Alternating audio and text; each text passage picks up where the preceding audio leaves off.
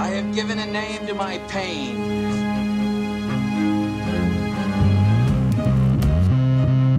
The Batman.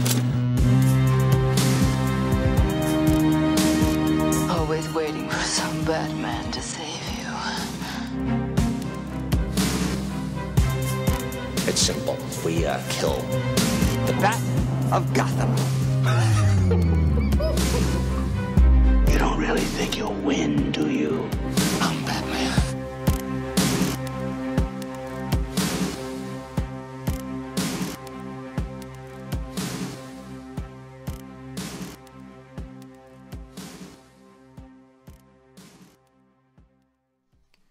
Hey now, welcome to episode number 8 of the Batman on Film vlog.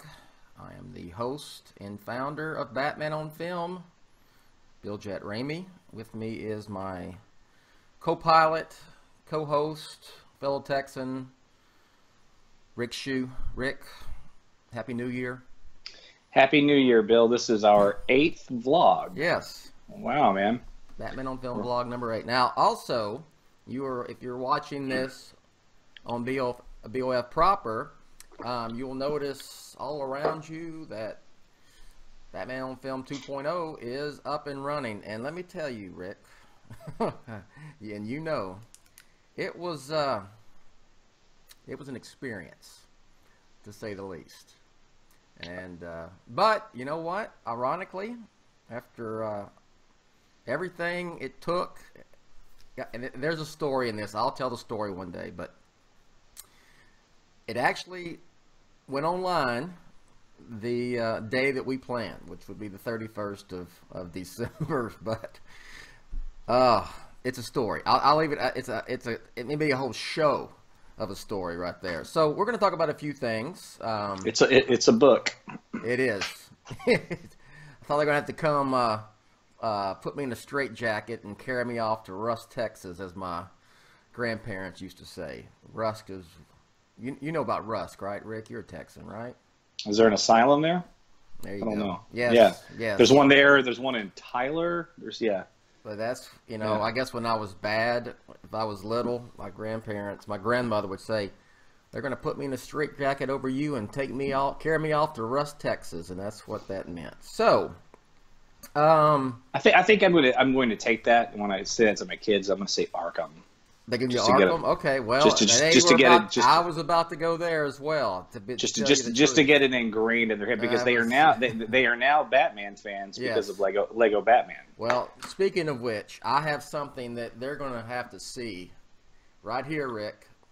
Let me say, there we go. Yes, Batman, Scooby-Doo, awesome. And Batman the Brave and the Bold. You can find my review on Batman on Film proper. I'm telling you, this is one of my favorite Batman animated movies ever. And if you know anything about me, I was a huge fan of Batman the Brave and the Bold. This is awesome. Yes, the premise sounds ridiculous, but it's just, you watch it. It comes out Tuesday. Read my review. Pick it up Tuesday. Watch it. You'll see what I'm talking about. All right. And Rick, get that for your kids and for yourself, because on the next podcast, next weekend, we're going to be talking about that movie. All right. Let's start with some just real quick news and some takes on it. I want to call it the shakeup, the post-Justice League shakeup, but it's not really that, because this was in the works. This stuff was in the works before Justice League ever came out. So if you want to call it fallout or shakeup, I don't know if that's the correct term. I may have used that on my story, so I was a little incorrect on that. But Mr. Walter Hamada, I believe is how you pronounce it. Hamada, yeah. Yes, he is now he's head of DC Film at Warner Brothers. He'll oversee that from a producer executive position. He comes to Warner Brothers from their sister company, which is New Line. He was a production executive there for about a decade. He is close to James Wan, and we know James Wan is directing Aquaman, Rick. He will oversee all DC films. He will, and it also says in the, I believe it was the Hollywood Reporter or Variety, one or the other. They all reported it. But he will oversee production of non-canonical, non-in continuity films, if that makes sense, for Warner Brothers. So it seems like they also are planning to continue this banner of DC films that are not going to be part of, say, the continuity that's been established with, you know, BVS, Justice League, and so forth. And I don't know how much they're going to be continuing with that anyway. It's a completely different discussion. So, Rick, any initial thoughts on that? Oh, real quick before I give you hear your take. Jeff Johns is, and we've talked about it before, Jeff Johns is staying on as CCO of DC Entertainment. Creative director or something, right? And president, he will, he's still, I mean, he's involved in the comics, the television, DC on TV, and it says he will work closely with Mr. Hamada on film, but I believe his role is going back to be more of a consultant instead of an active producer like he was on, well, Wonder Woman and Justice League. So, Rick, what's your thoughts? We knew this was coming, but so here we go. Well, I mean, listen, my thoughts are this. I wish them all the best. I don't know enough about Mr. Hamada. I was researching him. I mean, he has an impressive resume. I mean, first of all, he's executive producer on It. That was a huge hit. The remake of Nightmare on Elm Street back in 2009 or 2010, which wasn't a big hit, but it was an interesting film. Yeah. I liked it. The Conjuring, Ronin, the Friday the 13th, whatever one he was. I mean, so he has a history, and I sort of look at it like this. You know, one of the things about horror films, and anybody that's thinking that he's going to bring a horror element to this, that's not going to happen. However, what they can do, or what he can do, is that horror films are really good about making money. They're good about turning a profit on lower budgets. And I'm not implying that going forward they're going to slash these budgets in half, but I do think that there have been some bloated budgets. Some of this has been self-inflicted. It's been reshoots and things like that, director changes. And it's not just DC. I mean, you know, Star Wars is going through that with Ron Howard's Solo. I mean, it happens in the film industry. But at the end of the day, he knows how to make a profit. And so I think there's a lot of that probably to this as well. And who knows, behind the scenes and closed doors, he probably has had some really great ideas, obviously, that has them very excited. I feel a little bad for Johns in some ways because I don't feel like I don't know, Bill, tell me if you agree with this. Did he really get a fair shake? You know? Well, I mean, he's probably he was in a no-win situation with Justice League. Right. No, I know. And, you know, a lot of times people will say, well, just put, you know, Jeff Johns in charge. Or put, you know, let Paul Dini write and direct a Batman movie, or Bruce Timm. But not just because you're good at comics doesn't mean you are a good film producer or director or writer. It's just that's maybe I'm just, you know, look, maybe Jeff's forte, his strength is not film production. You know, he's a good what's the word I want to use? Creative guy. I mean, I mean, you go to him. You know, look, we're doing this. Would Batman do this? No, he wouldn't do that. Right. You know, Wonder Woman wouldn't do this. Stuff like that. I think he is great at, because he's a walking DC encyclopedia and knows the continuity and history inside out. So that's, you know, that's that. So and also John Berg has been moved. He's still at Warner Brothers. He's going to be producing other stuff. He's not involved with DC anymore. So basically, here we go. Here comes the stuff. This was coming before even Justice League was out. So don't take that as, don't think this is, oh, well, everything was fine until Justice League, and now Justice League, you know, was unsuccessful. Let's leave it at that. And now these changes are coming. Guys, they knew this was coming way before Justice League was released in November. So well, they also knew that there was going to be a problem with Justice League. Yeah, so they knew it was coming. They knew what they had. I'm still. I mean, I'll say I'm surprised for them to get it to just okay. It's pretty remarkable, I think. You know, it's not something I want to put in and see again, really. But you know, we're not going to rehash that. But here we are. We got a new leader of DC on film at Warner Brothers. So continuing on the DC on film front.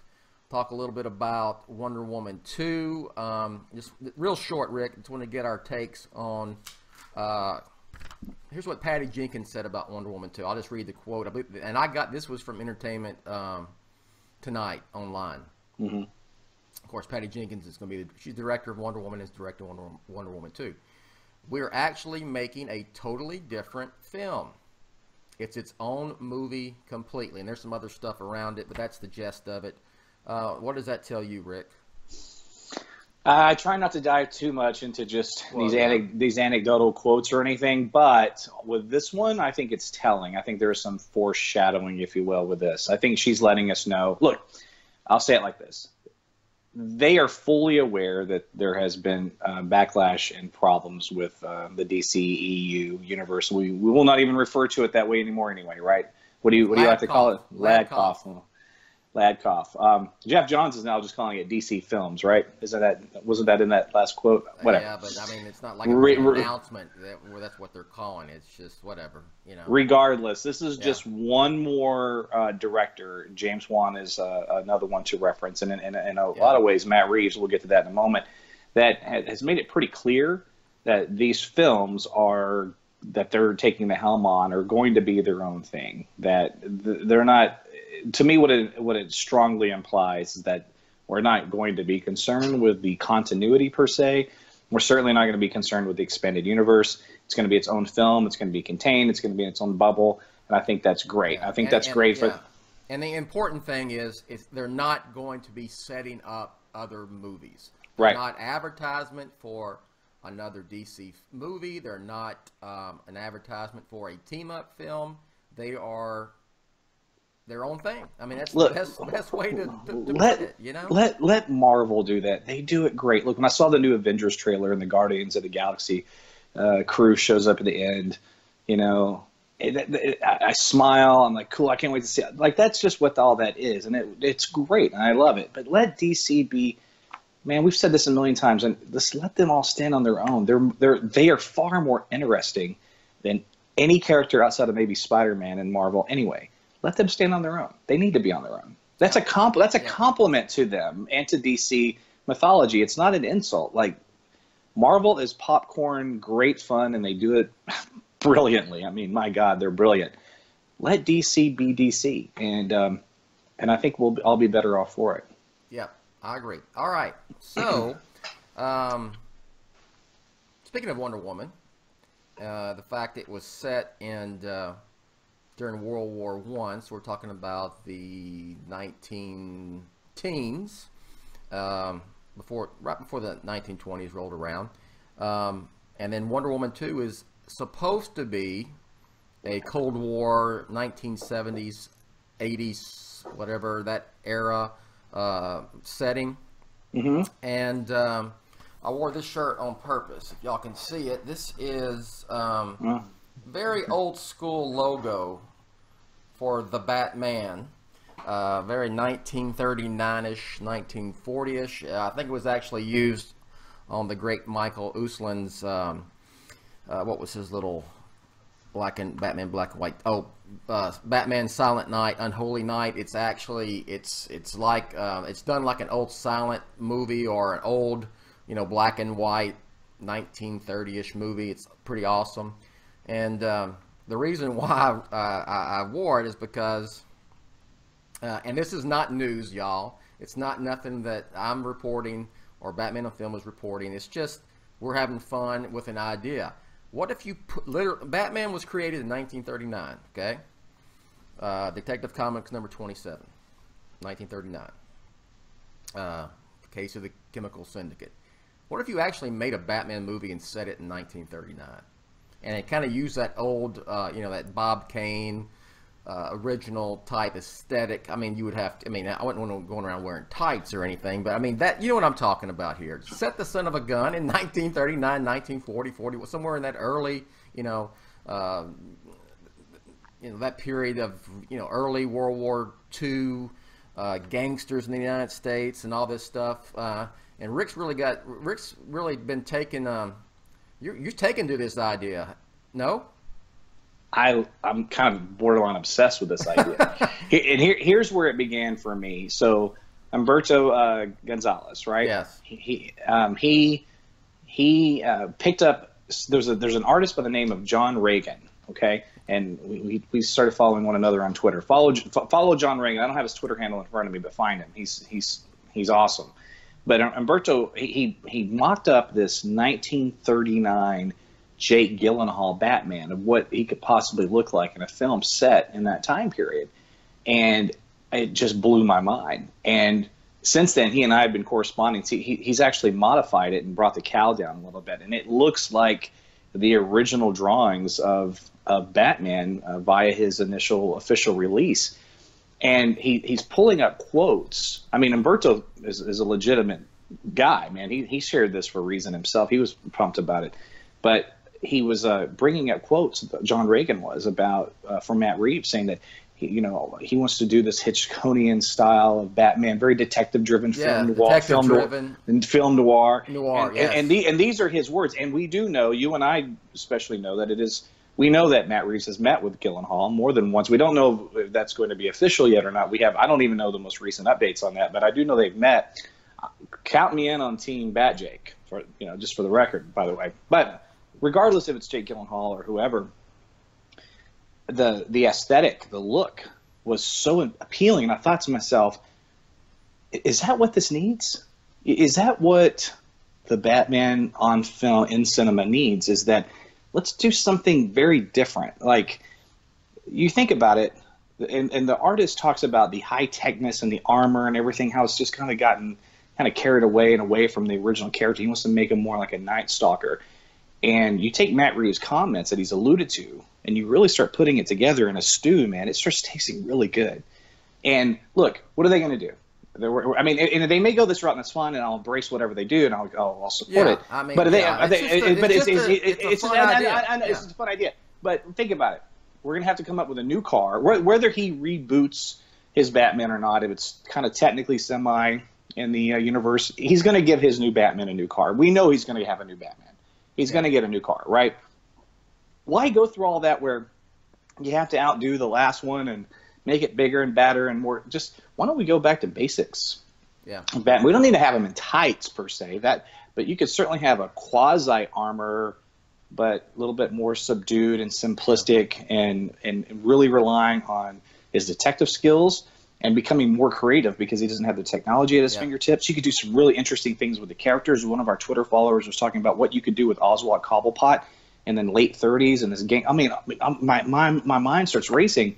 Oh, I think it's down, fantastic. Dude. Yeah, I'm on board. And look, like you said, if Matt Reeves makes it and it's a contemporary film set in today, that's fine. But sure. just because it's 1939, doesn't mean you can throw in some anachronisms where things that didn't exist in the 1930s or 40s can still exist in his film. I mean, it's fantasy anyway. But yeah, I'm down with it. Check out the picture on Batman on Film. I know it was on Heroic Hollywood originally. That's the original source. Looks cool. I mean, it's the whole original. The big ears that kind of go out. And not just look at it. Go to my Twitter. Yeah, pull it up. Go to, because his modified. Yeah, do it. There we go. Yeah, I mean that's what he looks like. Yeah. And the modified version he made, and he made it via corresponding with me, which I was very humbled by. And he brought his cowl down a little bit and everything. It's even he made it mega-mindish at the beginning. But, well, he made it even. Yeah, I saw the update. It was cool. Yeah, it's very cool. But anyway, so listen. Bottom line is this: we're going to support Matt Reeves, whatever he does. I would be completely on board with something like this. It would really make it unique. And he needs to put a stamp on it. And I think that you start with this and something like this, at least, it could really help make everything fall in place in a more original format. Yeah. All right. So, look, what do you think about it, guys? Let us know. Look below down here in the comments, either on YouTube or, and discuss down, scroll down the page. Down at the bottom, you'll find discuss comments. We'll have a discussion about it. We're talking about it on the Batman on Film fan group. If you're not a member via Facebook, there's a link. You can find it on Batman on Film proper up at the top in the top menu. Rick, do you like What do you think about Batman on Film 2.0? You like it? I think I did a great job with that site. I think you did an amazing job. I appreciate. No, I'm not. No. I'm not. I know you're not. I know you're not. I'm doing it anyway. I think that you created something very special. Justin obviously had some contribution to that as well. We need to thank him for his ideas. I go to that every time you post an article now, and I pull it up on my phone. I'm just looking at it and go, God, this is so much better. It makes me want to go to the site again, as opposed to just going to the Facebook page or going to the Twitter handle, or whatever. Yeah. It's great. I'm proud of it. I'm very happy to finally get this out. So yeah. But speaking of which, I did allude to the fact that there was some drama and there was some technical difficulties getting the site up, but thank goodness, I was able to get it up, and I had needed a little help, and I had to hire help, and I want to thank all of our Patreon supporters because I had that resource available. So Ed, Peter, Jordan, Alex, Dan, Mauricio, thank you for your contributions. Trust me, every bit of that is going directly into Batman on Film, whether it's pay for hosting, paying for the podcast, paying for these vlogs, software update, paying to back up the website. Okay, that costs a little bit, stuff like that, but it all is all part. It helps. It really does. I appreciate it.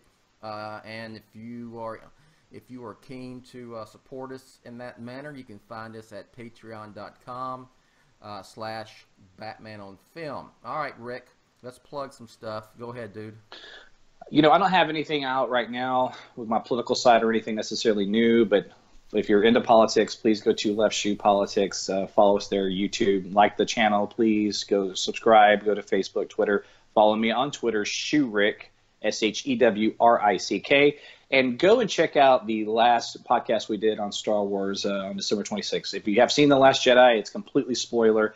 We have a roundtable discussion on The Last Jedi. It's a very fiery debate. I'm very proud of that episode, so check it out. It's on BOF proper, but it's our Star Wars satellite episode. And Twitter. Oh, I said it already. I'll say it again. Okay. Yeah, at Shewrick. At Shewrick. Okay. Mm-hmm. You can follow me at Batman on Film. Check out Batman on the new Batman on Film, Batman on Film 2.0, wherever you want to call it. Spread the word. Get a friend over. Pull them over. If they haven't been to Batman on Film for a while or never been on Batman on Film, bring them over. We do things differently than you would find elsewhere. We respect the studio, we respect the artists, we respect the actors, we respect the process of making these films. No spoilers.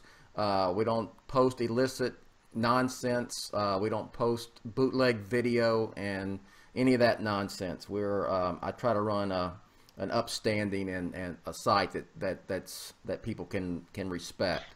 We're just a bunch of normal guys, man. Yes. We talk like normal guys. When you come on our show, it's not. I don't know how to. It's hard to really put into words, but I just feel like it's very real and very natural. So come check us out. Hey, look, what you see here is us. So this is us in a bar. Yeah, it is. Yes, it is. We would be drinking, and it's too early in the morning for that. You and I would be f-bombing every other word. Yes. We try not to do it on vlogs. I try not to do it here, but I'm pretty bad at it. All right. I was so excited yesterday about this whole Matt Reeves thing. I was like, set that mother effer in 1939.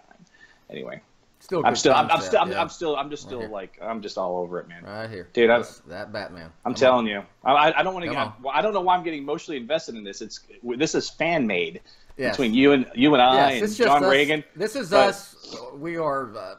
But it does. We're fanning out or geeking out over this premise. But Matt Reeves quotes are. This is applicable to his. Anyway. Yeah. Moving on. Yeah, I'm with you. Okay. Again, Scooby-Doo, Batman Brave and the Bold. Check out my review of Batman on Film. Justin Kowalski is at the premiere today in Hollywood. Batman on Film got invited. Of course, I'm in Texas, so is Rick.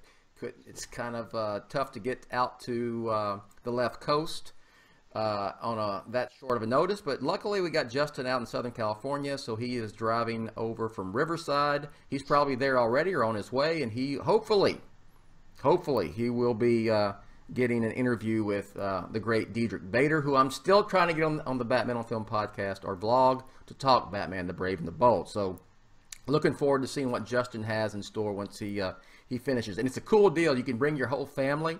So he's bringing his wife and his 2 kids, and they're all going to watch the movie today. And there's some press stuff that I got him hooked up with. So that's going to be fun. All right, so that will do it, Rick. Well, let me say this real quick. You were talking about Justin, and then we'll wrap it up here.